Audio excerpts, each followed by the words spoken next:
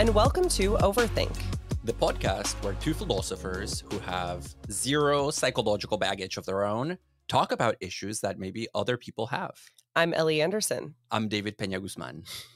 David, I Googled daddy issues, and one of the first things that came up was this article from InStyle.com called Think You Have Daddy Issues? Here are 8 telltale signs. I think the answer in my case is yes, but I want to know what the telltale signs are. You don't need to go through the 8 signs to know. Yeah, would we just like think you have daddy issues? Yes. Yeah, I mean, me too. Okay, but here are a few of them. So, well, actually, let's take a look at it together. Okay, I'm opening the link that you just sent me. Think you have daddy issues. Here are 8 telltale signs. Being attracted to older men is just scratching the surface. That's the subtitle. Dear Dr. Jen, I have never had a great relationship with my dad. He wasn't abusive, but was pretty absent and emotionally unavailable growing up. I've also never had a long-term relationship, and my friends have pointed out that my crappy choice in men perhaps stems from my relationship or lack thereof with my dad. Do I have daddy issues? And what does that mean? I want to better understand why my relationship with my dad is impacting my dating life so I can choose better partners and break out of this cycle. Signed, Daddy Issues. So I propose, David, that we don't read Dr. Jen's full response because it is long, but maybe we can go through a few of the 8 telltale signs that she identifies as like signaling whether or not this person who signed off daddy issues indeed has daddy issues. Yeah, and for our listeners, you should know that this particular article is specific to father-daughter relationships. So it says father-daughter relationships, what to know, followed by the 8 signs to watch out for. Which I do think is a pretty common way of thinking about daddy issues. I think when people talk about daddy issues, they're usually talking about daughters who have problems with their dating life. We will also talk about sons' daddy issues a little bit later in the episode, but yes. Yeah, although I live and breathe the gay community, so we talk about daddy issues a lot. I think it really is anybody who is sexually attracted to men and has issues with men. Okay. Then like daddy issues kind of applies to them. Mm-hmm. So about this list, which of the 8 things are standing out to you? Okay, so I'm just going to read them very quickly and then we can, because I haven't seen this article. So number 1, fathers are their children's mirrors. 2, kids are egocentric. 3, kids naturally protect their parent. 4, we form a fantasy bond. 5, we're always trying to heal. Okay, these are like just like factors. They're not even like signs. It's like psychoanalysis 101. You're right. They're not even signs. Oh, no. The signs are below. There's first a list of 6 things to consider, and then the 8 signs come after that. So that's where we need to look. Okay. So 8 signs you have daddy issues. Number 1, you have anxious attachment. 2, you're afraid of being vulnerable. 3, you use sex to feel loved. 4, you have trust issues. 5, you pick unhealthy partners. 6, you have trouble setting boundaries. 7, you put your partner on a pedestal. And 8, you date people who are much older than you. So, Ellie, do you think I have daddy issues? You do date people who are a bit older than you. I don't think you put your partner on a pedestal. You definitely do not pick unhealthy partners. I love Rabi. Hello. Can I say that on Yeah, air? you can. Okay, Yeah, I you say can. his name. Okay, do you use sex to feel loved? I cannot answer that. I cannot answer that either, not live. No, I really don't think you have daddy issues. I don't think you have anxious attachments. I don't think you're afraid of being vulnerable. I mean, you have a lot of problems, David, but these aren't them. So you're right. No, anxious attachment is not one of them. I feel okay being vulnerable. But in many ways, I am the poster child for having daddy issues because I'm literally a bastard. Like I don't have a father. You know, if you look at my legal birth certificate, it just has my mother's name, but under the father section, it's just a bunch of M dashes. So it's like a gaping absence of a parental father. Because your mother knows who your father was, but did not have a relationship with him in a sustained fashion. That's what she says. What do you mean? No. She knows who I was. Okay. Because, valid. Yeah, no, she knows who he was, and I know who he was, but he was never a part of my life. Growing up, I've never met him. I just know his name, and I saw a picture of him once. And so, Was he hot? I don't think so. We're but talking like, about daddy issues. So I don't know, but like, so I saw a picture of him when he was already older, and he died like 8 years ago or so. And so my mom showed me a picture of who he was as an like older person now. Oh. But she says that when he was young, he was very hot. He was a redhead, and so if you look at my beard in the sun, I have a lot of red hair. So I'm like, because he is of Irish descent, so I'm Mexican Irish in many ways. Okay.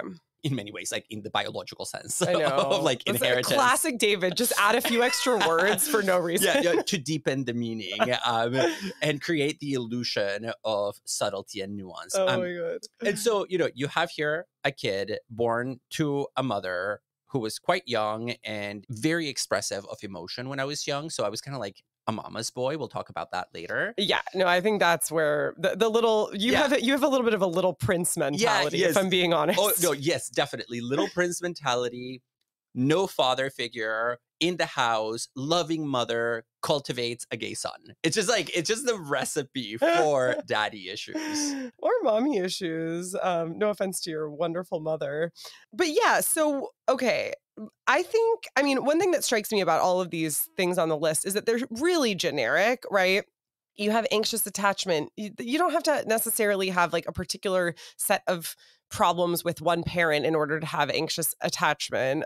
Yeah, if anything, like traditional attachment theory would focus on the primary caregiver, who most often is the mother, but whatever. Yes. We'll move past that. The vulnerability, I do think, is relevant because the father figure is often in patriarchal cultures the one that is laying down the law and getting in the way of the expression of vulnerability. So if you're afraid of being vulnerable, I do think that can be traced to a large extent to father dynamics. Okay, well, let's maybe take a quick look more closely at that one. So this says, deep connected relationships require vulnerability. Thank you, InStyle magazine. I needed to hear that. If you have been hurt, neglected, or abandoned by your father, your instinct is going to be to protect yourself from being hurt by people you love. Therefore, you are likely to be defended, untrusting. Defended, like defensive? Okay, I don't know. Untrusting and closed off. While it's important to screen partners over time to determine that they are trustworthy, once a partner has passed the time test, vulnerability is an important part of the relationship. I mean, I'm just going to say, I think like maybe a fear of being vulnerable is part of daddy issues, but I also feel like it's paradigmatically characteristic of daddy issues that they tend to involve an overexposure, actually, in some cases, too much vulnerability, too much willingness to identify oneself with the male partner. I see, but I wonder if this is a perspective that comes from you being a woman and from me being a man. Because when I think about father-son relationships, there is the expectation that the father will sculpt the son into a man to be. And I think there is more leeway for young daughters to express vulnerability in relation to their father. Rather than sons. And so maybe there is a gender dynamic there at play. Yeah. Well, and what I'm specifically talking about is an overinvestment of one's emotional energies and identity into a relationship with a man, which I think is definitely gendered. I see. I love that we are both actively avoiding the you use sex to feel loved sign because we don't want to talk about that. I mean, I don't know. There's a lot there. Your self-esteem is dependent on your partner desiring you sexually. On the flip side, you completely shut down sexually. So I do think that's interesting, this sense that you want to feel desired, but might have trouble desiring like a male partner. I think this, is in the context of being written for women who date men. And it says you don't want to have to depend on another person to meet your sexual needs. So you just don't have them. Wait, so you just don't have sexual needs? Yeah. And so the idea here is that you think that you're only being loved when you have sex because you don't feel comfortable exploring the full gamut of your emotional needs. Or is it just about sexual needs? I'm not really sure. It's about sexual needs. Okay. It's a claim that you tamp down your own sexual needs and in order to like exclusively make space for the other person's sexual needs. And that makes you feel loved, to be desired by them. Yeah. And so that culminates, according to this very scientific diagnostic tool that we have here from InStyle magazine, in an overly sexual comportment, according to the authors, because the opening sentence here for this sign is you need to have sex, and a lot of it, to validate your desirability. So daddy issues just means that you use sex as a way of getting other people's attention to you. Today, we're talking about daddy issues. How should we understand our father figures? How does the father, as it appears in Christian theology, shape our collective imaginary? And is human civilization itself, as Freud might say, one big way of coping with our most primal daddy issues?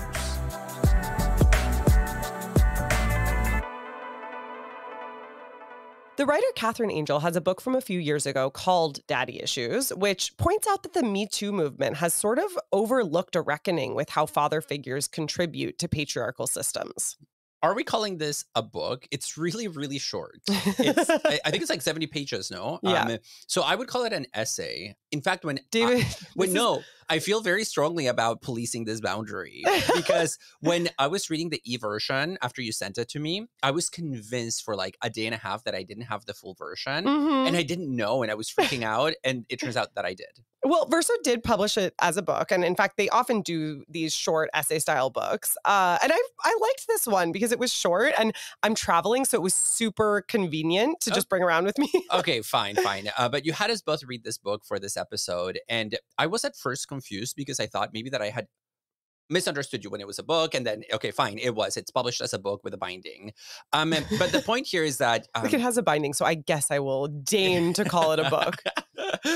Yeah, and the starting call point it an here, extended essay, if you wish. Yeah, it's like an extended response. Like Sartre's existentialism is a humanism.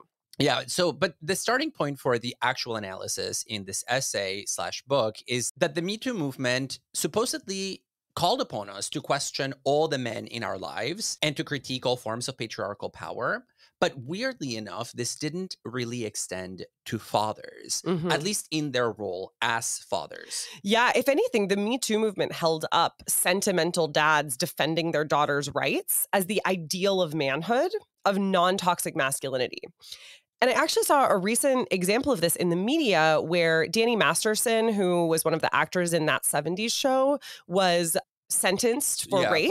For raping two women. And Ashton Kutcher, among others, wrote a character defense of him. So he wasn't denying the accusations or anything of that sort, but he was providing a character letter in terms of the sentencing.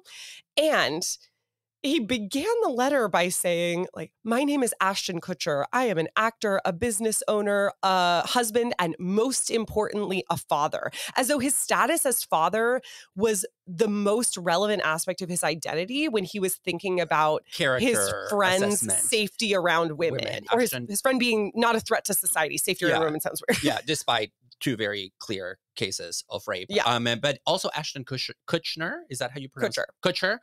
He also got involved with some political organizing around combating child pornography. So he has really dug his heels into this attempt to derive an identity as a protector of children that goes beyond just this case. Yeah, and Catherine Angel notes in her book that new fathers are often thrust into the position of feminist hero, protecting their daughters from the evils of the patriarchal world that they now finally recognize. Yeah. And finally, they're disavowing a toxic masculinity. Which, I mean, weirdly bleeds into them defending their daughter on the basis of their sexual purity, which is not exactly a feminist position, but it's like a throwback to the old days when daughters were property. And don't get me wrong, we love a feminist dad, but certainly Angel wants to question the free pass that many fathers get in the public eye. She addresses the well-known phenomenon of fathers being praised for doing even the slightest amount of childcare,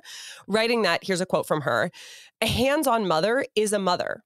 The statement is a tautology, while a hands-on father is a saint." Yeah, and in thinking about the glorification of fathers, I also think about the way in which we sexualize fathers in ways that we don't sexualize mothers as mothers. So I'm thinking here about our recent obsession with things like zaddies and dad bods. Yeah. You know, like, oh, we love a dad bod, but we don't equally eroticize a mom bod. Right? Or we eroticize mothers' bodies in kinky ways as almost a fetish. We'll talk about that a little bit in our next episode. Heads up, it's going to be mommy issues. But the fetishization, say, of like a nursing mother is a porn category. It's not like... Yeah, dad bod is not a porn category. Exactly. But it should be. Nor is it a fetishization of a specifically, like, really overly sexualized aspect of a physical piece of parenting, right? Like, there's just no comparison. It's not a fetish to like zaddies. It's like something people talk about in everyday discourse. Yeah, like, no, and in fact, it's trendy, right? Yeah. It's a wave of interest where you sort of show how cool you are, that you're like dating somebody with a dad bod. Yeah. Because it's in this summer. You know, it's like dad bod summer. Yeah. And of course, having a dad bod and being a zaddy are maybe like two kind of separate things, separate but overlapping categories. Do you have a favorite zaddy, David? Yeah, my favorite zaddy is Anderson Cooper. Is he a dad? No, but he's probably like a granddad by now. No, wait, David, he's not that old. Just because he has white hair. Okay, hold on, let me look it up. Anderson Cooper. Oh, okay. He has 2 children, ages 3 and 15 months. See, I told you, these kids are young. He's not a granddad. Okay. He has very small children. Okay, you're right about that. But also, his status as zaddy doesn't necessarily hinge on whether or not he's a father or a grandfather, right? It's more about him being like a hot older man that gives off the impression of dad vibes. That's a zaddy. Yeah, and I've been watching the new Bachelor spinoff, The Golden Bachelor, which is about an older man finding love. The Bachelor decided to have, this new spinoff that's about finding love in your old age. And when he was first elected, he was called a grand zaddy. But I think this speaks to the fact that zaddies only appear as such from the outside. No one is calling their own father a zaddy. Oh, no, that would be creepy. It would be super creepy. And on the one hand, this is obvious because zaddy means you're a hot dad, and no one wants to say that their own dad is hot. But I also think there's another point here, which is that glorifying dads, whether by considering them hot or as saints, whatever it might be, makes sense from the outside. Often the situation, however, is a lot more complicated within the family system because even great dads can cause daddy issues. So what are the experiences of the children of these fathers?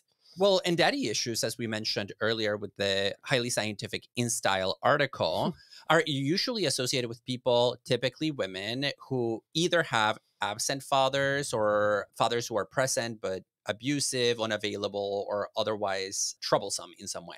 And in that sense, don't we all at least have some daddy issues? One thing I want to talk about is how fathers can regulate the emotional life of the nuclear family without appearing to do so. Because I think we often associate mothers with emotion and fathers with rationality. But I think it's fair to say that many family systems actually revolve around meeting the father's emotional demands and regulating his emotional needs. It's as though the father gets to appear as the arbiter of truth and rationality, his word being law. But actually, the father's emotions, whether anger, as is most stereotypical, but also ones having to do with vulnerability, are often the center of gravity in the family. So maybe the father isn't just the head of the household, but also the heart of the household. But I think the father's feelings often really dominate family life. I think that's a really good point, because I was struck in the Catherine Angel book by this one Virginia Woolf piece that she quotes that reminds me of what you're talking about here. Yeah. Woolf writes in a 1939 piece called Memoir, this is a quote from Virginia Woolf, "How the family system tortures and exacerbates. I feel that if father could have been induced to say, 'I am jealous,' not 'you are selfish,' the whole family system would have been cleared and brightened." End quote. And the context to this quote is that Woolf's father treated his stepdaughter, Stella, as a kind of substitute wife after his wife died, and was very jealous when Stella started having her own life and wanted to get married because she could no longer devote her time to meeting his emotional needs. And so he would accuse her of being selfish and so on and so forth, when in fact, it was that he was himself jealous. So the idea here is that the father is disavowing his own emotional needs in the form of jealousy and projecting selfishness onto the daughter, but can't say it, so everybody has to tiptoe around him. Well, he says, "You are selfish." So he says something, but he doesn't say, "I am jealous." And I think the structure of those two statements, "I am jealous" versus "you are selfish," is really importantly different. My parents, for one, were influenced by going to therapy and always insisting on making I statements. Not that they always did a great job adhering to this. Sorry, mom and dad. In part because speaking about your experience shows that you recognize that you don't have a direct line to the truth. But in saying you are selfish, the father is not only locating the source of his feelings outside himself in a supposed character trait of the other, but is also presenting his feelings not as feelings, but as fact. And I think that's actually even more important than the projection onto the other person, is the presentation of the feelings as fact. You are this way. This is core to you. This is just the fact of the matter. And I think that speaks to the kind of power that fathers typically have in our society. And mothers usually have less authority to speak about the truth of who people are. Their role is more the soother than it is the person who tells you the truth of who you are. Yeah, the father is definitely the lawgiver. And in psychoanalysis, especially in Lacanian psychoanalysis, the father really appears as, let's say, the means by which the child enters into the symbolic realm, which is the domain of language, the domain of the law, and the domain of norms, and what we could just call objectivity in one word. The father traditionally represents the law within the family. He is the one who prohibits. And Lacan plays on the French phrase here, nom du père, which means the name of the father. But when you say it out loud, when it's spoken, it also sounds like the no of the father, le nom du père. So the prohibition of the father. And the father's status as lawmaker and prohibitor can be traumatizing. And we'll come back to this when we talk a little bit more about the Oedipus complex in the case of Freud. Yeah, for now, let's focus on a different element of the legacy of psychoanalysis for a theory of daddy issues. And that is the disavowed sexual desire between fathers and daughters. And this can seem very woo-woo and certainly taboo, but Catherine Angel points out that we often think about desire for women as always triangulated through the father figure.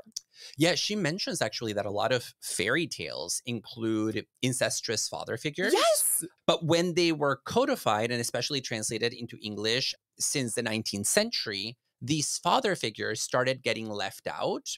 For instance, versions of the Cinderella myth include an incestuous father just as frequently as an evil stepmother. But over time, we've just maintained the evil stepmother figure as the nemesis or the villain, and the evil incestuous father has completely disappeared from the narrative. Yeah, and more recently, romantic comedy plots often involve, obviously not incest, but some sort of weird relationship between fathers and daughters. Angel notes that in Hollywood, a father's sexual jealousy is always taken for granted. This is the whole plot of the movie Meet the Parents, and in an odd way is also that of Father of the Bride. Angel focuses on a speech that Steve Martin gives in the 90s version of Father of the Bride. There's a few different versions of the film. I really liked the Andy Garcia one recently, but that's a different story. There's a speech that Steve Martin gives that I want to play a clip of for our listeners. You fathers will understand. You have a little girl, an adorable little girl who looks up to you and adores you in a way you could never have imagined. I remember how her little hand used to fit inside mine. Aww. How she used to love to sit on my lap and lean her head against my chest. She said I was her hero. Then the day comes when she wants to get her ears pierced and wants you to drop her off a block before the movie theater. Next thing you know, she's wearing eyeshadow and high heels. From that moment on, you're in a constant state of panic. You worry about her going out with the wrong kind of guys, the kind of guys who only want one thing. And you know exactly what that one thing is because it's the same thing you wanted when you were their age. Eek. Then she gets a little older, and you quit worrying about her meeting the wrong guy, and you worry about her meeting the right guy. And that's the biggest fear of all, because then you lose her. And before you know it, you're sitting all alone in a big empty house wearing rice on your tux, wondering what happened to your life. Angel points out that the father acts like a jilted lover throughout the film while acting comically bad toward the fiancé, rolling his eyes when the daughter and the new man kiss. And I think what we see in this speech is that a father's love is revealed in his jealousy, in his anxiety about the daughter individuating from him, where that individuating happens through her relationships with other men. there's also an interesting dynamic here of identification with and disavowal of masculinity, because the father says that what mostly worries him about his daughter is her meeting guys that only want, quote unquote, one thing from her, especially because he knows what that thing is and why they want it, because he was that guy. And so built into the narrative is this sense of moral transformation and like a story of moral growth on the part of the father. Like, I was one of those ravenous men, but as a father, now my job is to protect this precious object of mine from the pack. Totally. And so he identifies, but then like he puts himself above. Yeah. But also part of that narrative is, if you weren't my daughter, I'd be cool with it. I would find you attractive, right? Yeah. Or at least if you weren't my daughter and I was younger. Yeah. I would be one of the guys who wanted one thing from you, which is a very weird thing to say. Yeah, well, and I think maybe we should talk about also daughter issues in this regard, because there is a weird attachment that happens in this case where the father has to come to learn to relate to his daughter as a woman. And he seems to be regretting that fact because he doesn't know how to make that transition. And in fact, he seems to cast her transition into womanhood as sort of like the condition for his decline. Yeah. Right. Yeah, totally. Once you become a woman, independent, as you say, individuated from me, I become this guy with crumbles of rice like on the couch. And so like her ascent is his descent. Yeah. And it also puts him in the position of a martyr who sacrificed his life for her capacity to live an autonomous life. Yeah. And that is his form of distancing from his earlier virile self. Angel notes or asks, is the father's horror at his daughter's sexuality perhaps a disavowed horror at his own susceptibility to it? And one other thing she points out, interestingly, about this speech is that he writes his wife out of the fairy tale. You don't see the mother anywhere here. And of course, it's a speech about his relation to his daughter, but it does seem noteworthy that there's no trace of her presence here. And that her presence culminates in, well, it not culminates, but begins with him being a hero who then gets displaced, right? So he says, when my daughter was young, she said I was her hero, as if he's the only person in the daughter's life, again, erasing the figure of the mother. Interesting. And who knows, maybe the mother is not in the picture in this particular case. I'm not familiar with the details of the movie, but it's interesting that his hero status then translates into a fallen victim status, and there's no female presence but the daughter.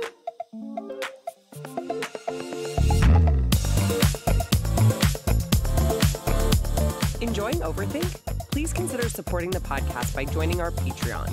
We are an independent, self-supporting show. As a subscriber, you can help us cover our key production costs, gain access to extended episodes and other bonus content, as well as joining our community of listeners on Discord. For more, check out Overthink on patreon.com. Time for the Oedipus complex, because no Daddy Issues episode would be complete without it. This is right. Okay, so this influential theory, as you may know, comes from Freud. We know you've heard about it. And here's a quick rundown of it as we get into our discussion. Freud first used the term in a September 1897 letter to his friend Wilhelm Fliess. In this letter, he speculated that a key component of neuroses was a death wish that boys have toward their fathers and girls toward their mothers.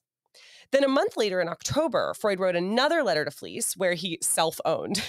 He wrote, I have found in my own case, too, the phenomenon of being in love with my mother and jealous of my father. And I now consider it a universal event in early childhood. Real quick move there from being like, I was in love with my mother and wanted to kill my father to being like, this is a universal event. So he came to see being in love with one's mother and jealous of one's father as ubiquitous. Yeah, I mean, for boys, at least. Naturally, his main focus. We all know the universal only applies to the boys. So Freud associated the Oedipus complex as well with the genital stage of development.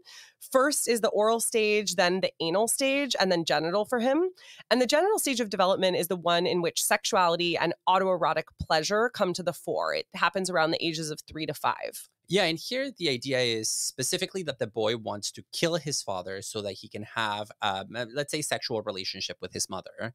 And the term Oedipus complex, of course, comes from the ancient Greek myth of Oedipus, the king of Thebes, who was doomed to fulfill a prophecy to kill his father and marry his mother. Yeah, and he finally names this theory as such in 1910. So I think I said he first used the term in September 1897. I actually can't remember if the term Oedipus complex comes up there. It's just the first instance Mention of the theory. Yeah. But he really names this theory as such in 1910, where he says that the boy begins to desire his mother and to hate his father as a rival. For Freud, though, the Oedipus complex isn't just some permanent feature of our consciousness. It's something that we overcome. And the little boy overcomes it by identifying with the father. That is, seeing himself in the rival and thus neutralizing the rival as a threat. So the little boy overcomes his daddy issues by seeing himself in dad. Exactly. We mentioned that this is obviously focused on boy children. Boy children. And Boy children. So then Carl Jung comes along and introduces the Electra complex, which is like the Oedipus complex, but for the ladies. Freud, however, never accepted this term, and Jung didn't even really end up making much of it. I kind of like it, though. I feel like we end up using the term Oedipus complex for both boys and girls. I always joke that I kind of get out of the dynamics of the Oedipus complex because my dad is gay, although maybe that explains like how many times in my life I've had crushes on gay men, present company excluded. Oh my God, rude.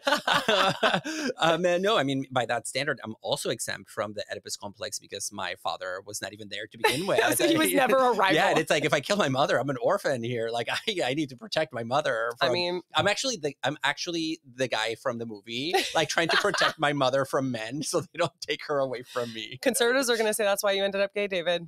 Oh my gosh. I mean, I basically say that.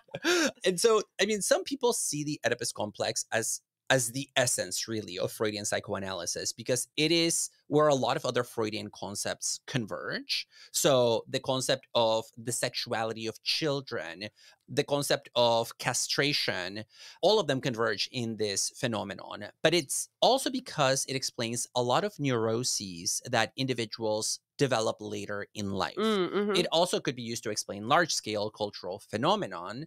So it does a lot of work in Freud's system, actually.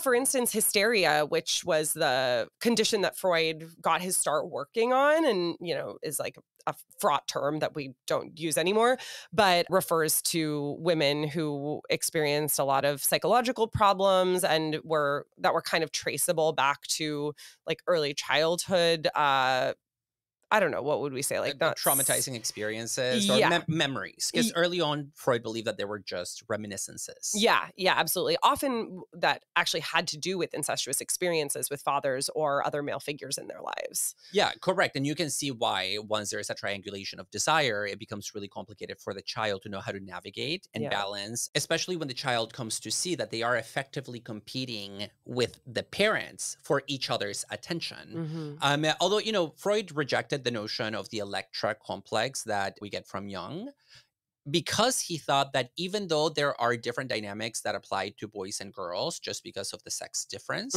ultimately the Oedipus complex sort of cuts across the board. It just, because the boys and the girls for Freud have different anatomies, and their recognition of their anatomy relative to the anatomy of the parents guides their psychosexual development, it just puts them on slightly different tracks.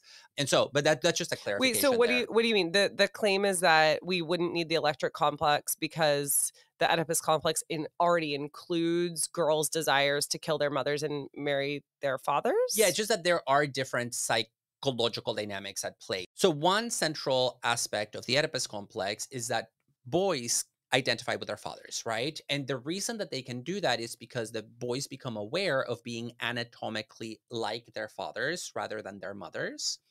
And that's something that cannot happen in the same way with daughters. Rather, daughters recognize that they're more like their mothers than their fathers. And in the case of daughters, this is what leads them, according to Freud, to hate their mothers because they see their lack of a phallus as something that they inherit from their mother, and that they equate with powerlessness. Hmm. And so the daughter comes to disdain the mother, not only for her lack of a phallus, i.e. the mother's, but for having bequeathed upon the daughter that same quote unquote absence. And so it just takes a slightly different route. So it's not that we apply the desire to marry the mother and kill the father to girls as desire to marry the father and kill the mother. It's more complicated than that. I mean, it ultimately amounts to the same triangulation, but with sex-specific dynamics leading to it. And of course, the question of whether people's anatomy and how that relates to their gender actually is so pervasive as like a developmental characteristic of childhood is a huge question. I mean, this is a problem that a lot of people have with psychoanalysis.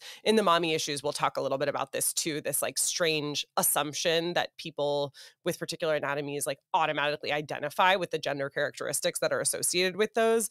Like, it doesn't seem at all evident to me that that's the case. But okay, so that's like, that's Freud at least. Yeah, and I mean, and that's the Oedipus complex. But another place in the Freudian corpus where the father comes to the foreground is in Freud's book, Totem and Taboo. And here, the father in question is not the father of the family, but rather the father in the historical sense, like the founding father of a community. And in Totem and Taboo, Freud is trying to understand totemism by using psychoanalysis. A totem is an animal that is often venerated in certain cultures, in totemic tribes. And it is an animal that a particular tribe identifies with. So, for example, I might say I am a member of the bear tribe, or I am a member of the serpent tribe. And so the animal as totem comes to represent the principle of unity of the tribe because it is seen as the founding figure or the ancestor of the tribe. And in debates in the 19th century about totemism, people realized that this introduced into a particular tribe a specific prohibition, which is the prohibition to marry within the same tribe. So if you and I, Ellie, are both, like, let's say, of the wolf tribe, we can't really that's why you're not attracted to me. That's why you said present company included earlier. Excluded. Yeah, excluded, sorry. And so the two important things about totemic cultures is that there is an important role for animals to play, and then there is this prohibition of incest, or what is called exogamy. Now, in the late 19th and very early 20th century, there were a lot of debates about totemism. There were sociological theories, psychological theories, linguistic theories. And if you look at the state of the field, Freud says, it's honestly just like a goddamn mess. Nobody knows what they're talking about. And he thinks that approaching the question from a psychoanalytic lens will help us clarify what's going on. First, he says, most neuroses that he has seen in the clinic involving animals, like people having dreams of animals or having phobias about animals, are always about the father. So whenever you're talking about animals, deep down, you're talking about a father figure playing a role. Okay. And so with something like totemism at the cultural level, chances are there is a kind of father figure hovering somewhere in the background, and we need to figure out what that is. The second thing that Freud points out is that when you're dealing with the father, you're already in the domain of Oedipal conflict. And so we have to remember that tension, that mix of love and jealousy that defines the Oedipal complex, as we talked about earlier. And then he turns, of all places, to the writings of Charles Darwin to talk about what he calls the primal horde of our evolutionary past. And so this is the famous myth at the center of Totem and Taboo. Freud says, imagine that there was an original clan of men who were, our evolutionary ancestors. All right. Yes. Guess I will. Imagine that this is happening and they are competing for access to women, right? Like all the men, very typical evolutionary narrative. There's always going to be a father figure in that clan that is the most powerful. So the father sort of takes all the women for himself, leaving the brothers without any access to the women. So then all the members of the clan sort of get together to plot their revenge against the father who has taken all the women. So again, this is why it has an Oedipal structure. Yeah, my Anthropology 101 class is coming back to me now. Yes. And so they get together and mythically kill the father. So they murder the father in order to get access. In the myth, they kill the father. Yeah. And, Okay. and like Freud, honestly, like he seems to think that it did happen in some evolutionary past, but then he's like, the language is a little bit vague about whether this is a myth, an evolutionary myth, or an evolutionary reality. But he uses language that suggests that this is very far back in our evolutionary past. Now, all the people who kill the father, the brothers, then feel guilty for the murder of the father. And they try to atone for their murder by expressing respect for this totemic animal that they now use as a substitute for the father. So, they feel guilty about killing the father, and they're like, oh, we honor Bear, and Bear is our original father from whom we all descended. And so what you see is that totemic cultures come into their own essentially through a cultural rather than individual staging of the Oedipal complex. And whether it's on an individual or a cultural level, you see there that love for the father and hatred of the father are entangled. We honor, respect, and love the bear as a response to the hatred and envy of the father that led us to mythically kill him. And what motivates that rage is ultimately a desire to possess women. Yeah. Women always blamed by the men for their male-on-male violence.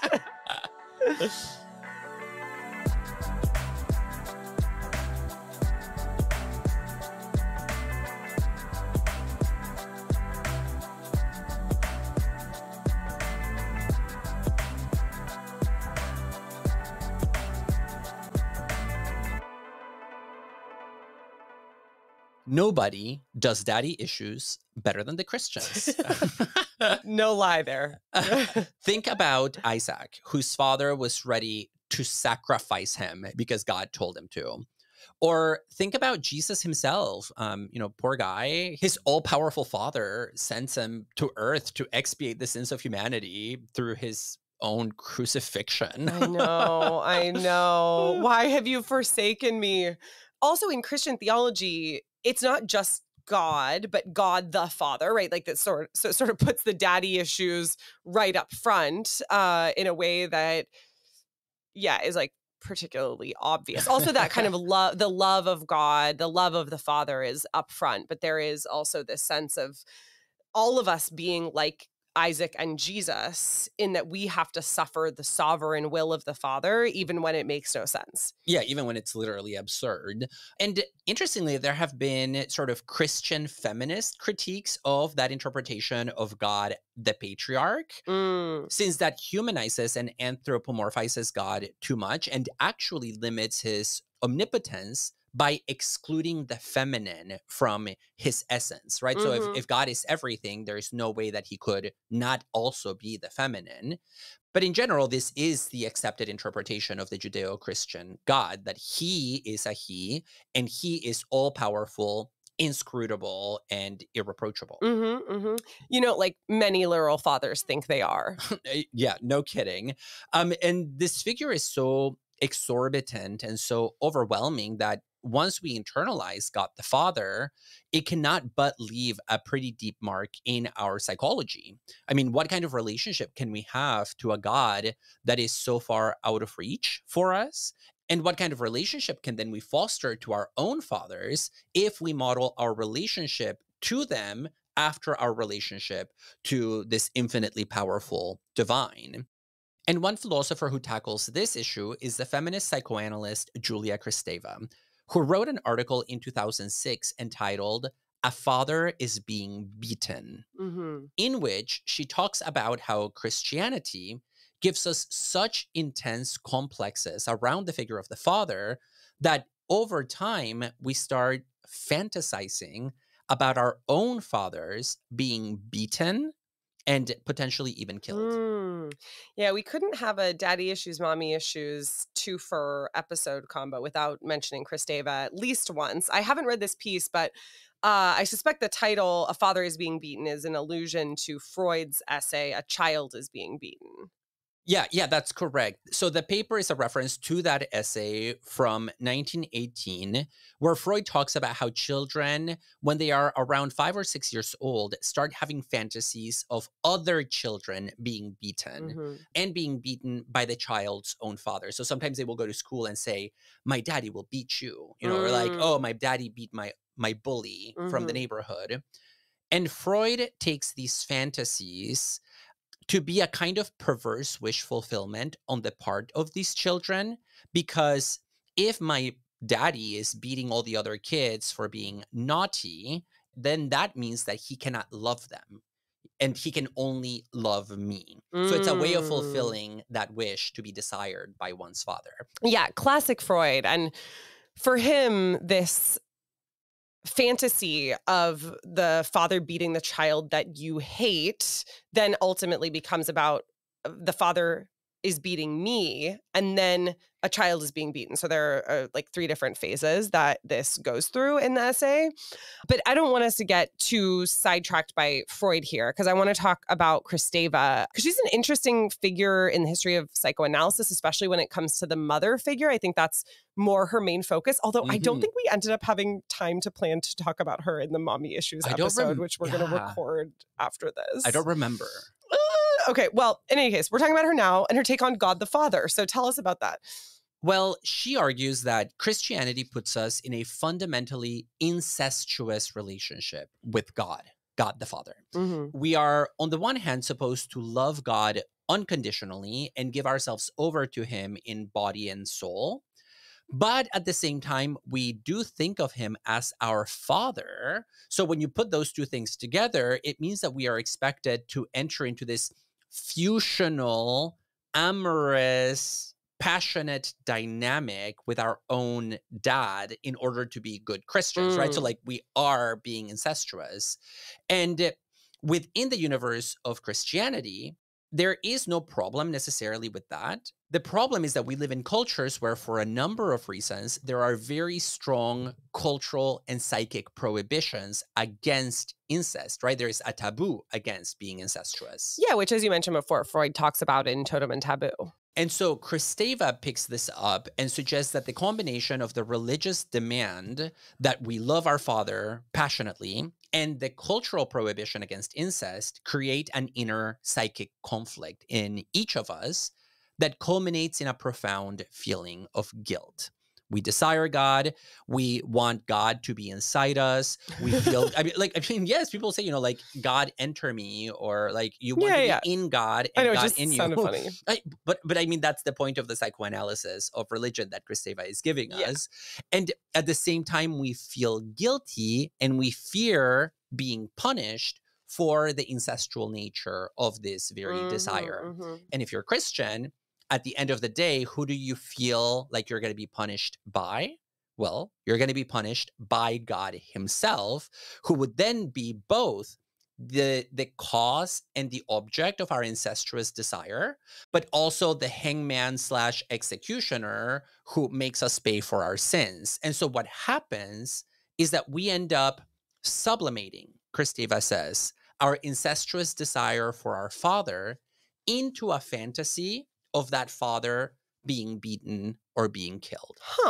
And just to clarify a key point here for listeners who might not be familiar with the terminology, sublimation is a psychoanalytic concept that refers to the rechanneling of sexual energy into higher order purposes. So if you have a lot of pent-up sexual frustration, you can sublimate it into creating a painting or a poem, a work of art. So it's about giving our desires an outlet when the outlet they seek is forbidden by society.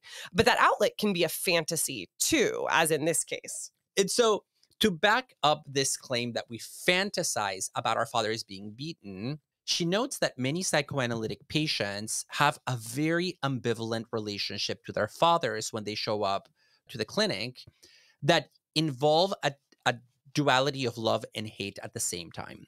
And on a cultural religious level, she points out that this is why the central fantasy around which Christian theology is organized, like the core of Christianity, is the image of the suffering father, right? We crucify our father. But do we crucify the father? We crucify the son. Well, she talks about this and she says, in fact, this is the essence of the principle of the Trinity, that we crucify the son, definitely, but we crucify the son as the father. She explicitly talks about What this. does that mean? She says that when Jesus becomes crucified and is sort of hanging on the cross, symbolically, he ceases to be the Son of God and becomes God as such. And that's where our guilt comes from, that we're like, oh, look at what we did to our father, to whom we owe everything. Sounds a little sus to me, but we'll go with it. Well, I mean, if you accept the Trinity, then the Son is the Father and the Father is the Son. So there's no distinction. That's a complicated theological question, but I think Jesus is in Christian iconography still very much shown as the Son on the cross. And like his last words are, my God, why have you forsaken me?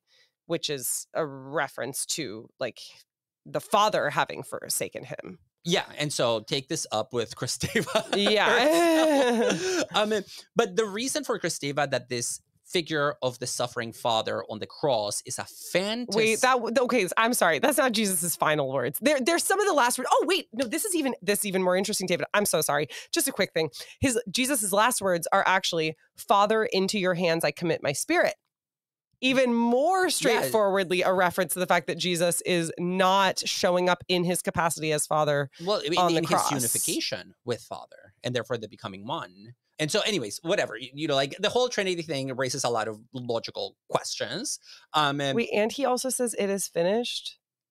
I'm sorry, David. You're trying to get us through Kristeva. I'm like on jesuitsglobal.net trying to... Let me just put this in the simplest words that I can. I can't help you, Ellie. If you think Jesus is the Son, that's fine. Okay. Kristeva insists... I'm just saying these are some of the last words of Jesus because I used to be a real Bible girl and I'm not anymore. So now I'm just like relying on my searching online while David is trying to talk. So I'm going to remove myself from the situation and just say for the record that I'm a little bit in disagreement with Kristeva on that point. Okay. And so she then says, why don't we experience this image of the suffering father as a nightmare? Why am I calling it a fantasy? And she says, it's because it ultimately allows us to relate to God passionately, i.e. with some kind of like erotic passion feeling without feeling like we are breaking the incest taboo of our culture. Okay. And so we relate to Father without sort of like wanting Father to be in us, like to go back to that image, but we rather relate to Father through our shared suffering. I, a human, suffer, but God, my Father, also suffers. And that's why I fantasize about a father being beaten. Well, and even if I disagree with Kristeva on the status of Jesus as Father on the cross, the suffering Christ is central to Christianity. And you're right that broadly speaking, according to the doctrine of the Trinity or the dogma, Jesus is also like unified with God Father. No, but I do think, whatever. But I think the emphasis on suffering does change the meaning of fatherhood to a certain degree because it's very different from the God the Father figure as sovereign, omnipotent, or angry. We have here God the Father as a receptive and suffering symbol. It's less menacing, less patriarchal and masculinist in its attributes. And this is precisely where Kristeva wants to take her feminist reading of the father figure in Christianity, because she says that the suffering father is ultimately a feminized father.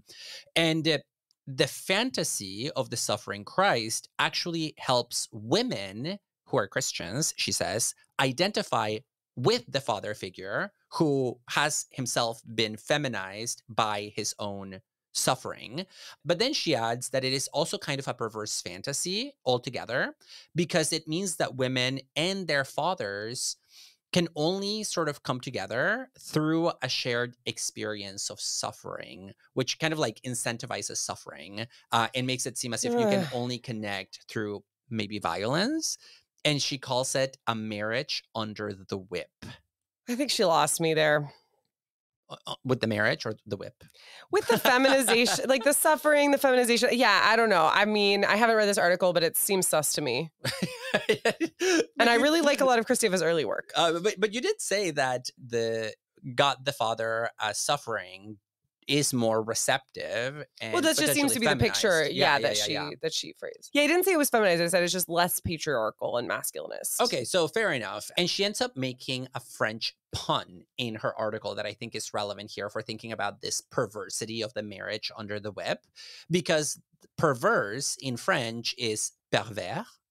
But if you split the syllables of pervers, you get père and ver. And if you switch them around, it's classic. If you switch them around, then you get vers le père, which means in the direction of the father. And so we are all perverse. Yeah, like toward the father. Toward the father. Perversion is always this fantasy of violence toward the father. This does bring us a little bit back to Catherine Angel, who toward the end of the book mentions the philosopher Susan Bordeaux, who writes about how she grew up under a tyrannical and abusive father. And it wasn't until he was suffering, lying on his deathbed, weak, vulnerable, that she brought herself to have physical closeness with him without him pushing her away. If I remember correctly, she says that in that moment when she was attending to her ailing father, he was so weak and so dependent that he became like a child again. And this is what made possible a kind of expression of love between them, or like a touching moment. And it just happened for a brief moment and at the very end of life. But I do find interesting this idea that for many people, closeness with their literal fathers requires illness, death, or some kind of impairment. And in my own case, I have a father who's pretty comfortable with expressions of emotion. But I think the most touching moment that I've ever had with my dad is when I was leaving to go to college all the way across the country. And we just were about to part for a long time.